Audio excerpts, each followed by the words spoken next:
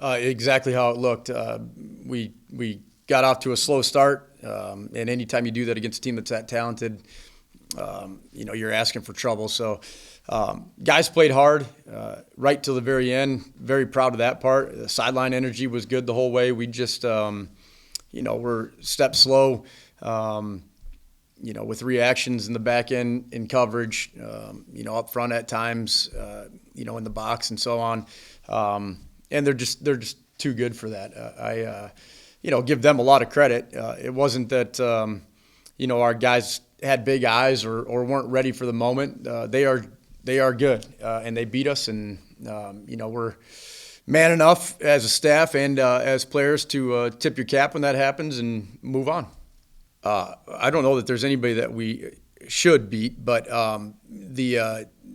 it's two things. One, right, we lose a game like we did against Davenport where we felt like we had chances to win that game. That one hurts a lot more afterwards than what just happened down at Ferris. I mean, we weren't in that game at any point. Played well in the second quarter, both sides of the football. Mettlach did an incredible job all day long. But there was never a time in that game where you're sitting there saying, man, we had chances here, here, and here to make it a game. We had chances to make plays, and it just didn't happen. But so the guys had, by the time we got off the field and got back on the bus, it's flushed and we're on to Northern Michigan.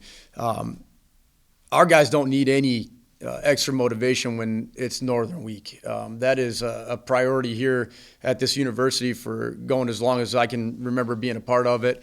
So what happened at Ferris or what we didn't do against Davenport or what we did do well against Oshkosh has zero to do with what this game is going to be about this weekend. So extra motivation is not necessary. At the same time, our guys do not take this weekend for granted at all. I said the same thing to Dirk earlier today. From 1955 to 2000, Tech never beat Northern. So our guys understand the history, know what this rivalry is all about. We understand that we've had it for a while now with the cup being in our hands and, what the record is since 2000 till now. But that means zero for this current team and what they currently have and anything from that standpoint. Our guys are going to have to come out and play, execute, physicality, be fast. What their record is, what our record is, what happened last week for both of us means nothing when the ball's kicked off. June Young is very talented, physical kid. He can run. He's young still. So the nuances of our defense, where I'm supposed to be in coverage, when I'm supposed to be there, it's like anybody else. It's getting their real first year playing.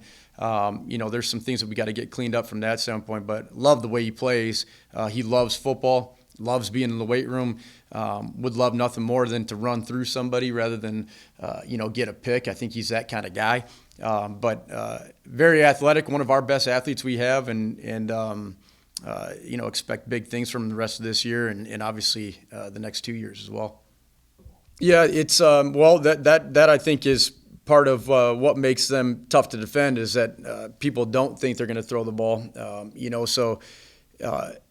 Our guys are going to see a different scheme, period, than what we're used to seeing. Even back in the day when we were playing Northwood with their option, it's different than what they were doing. So, I mentioned it every week about our guys having to be gap sound in the box. We're going to have to be this week, especially with the triple that they're running, making sure our eyes are good to where we have the dive, the Q, and the option guy accounted for. But, getting back to would they attempt 2 passes last week? Maybe it's not been a lot. That concerns me more in terms of our guys falling asleep on the back end to when they do pull it and throw it. That's, I think, what good option teams do is pick and choose their spots when they're going to go over the top or get a cheap one. And we got to make sure that we are not getting lulled to sleep in our secondary to when they finally do that, we're in position to make a play. So we know they want to run it.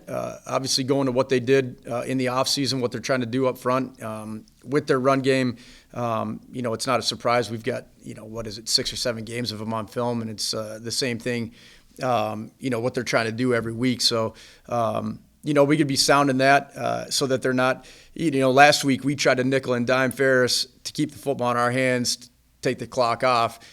We can't allow them, to make us bleed out with 3 and 4 yards of pop to where they can keep the football in their hands and keep our offense out the field. So, we're going to have to do some things to make some negative plays, hopefully get the football on the ground, and make sure that they're not shortening the game up on us to where we have less opportunities offensively. But, that's what teams that want to run the football do is time of possession is their ally, and we got to do a good job on defense getting out the field so that doesn't happen.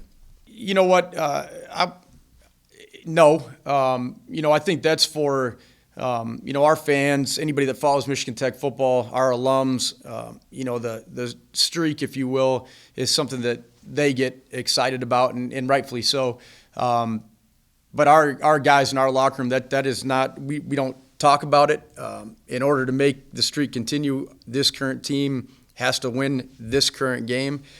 So it's a little bit cliche, right? But a one-game mentality. Is it different in our locker room, being that it is Northern this weekend? 100%. I think the whole idea that it's just another game is BS. I don't subscribe to that at all. Our guys understand that this is different. We make it. We've got 4 priorities in our program. Winning the Northern Michigan game is one of them. It is not just another game to us. So my point about there not being any need for extra motivation is it's Northern week, enough said, right? Our guys understand what that means, and we'll be ready to go when noon rolls around on Saturday.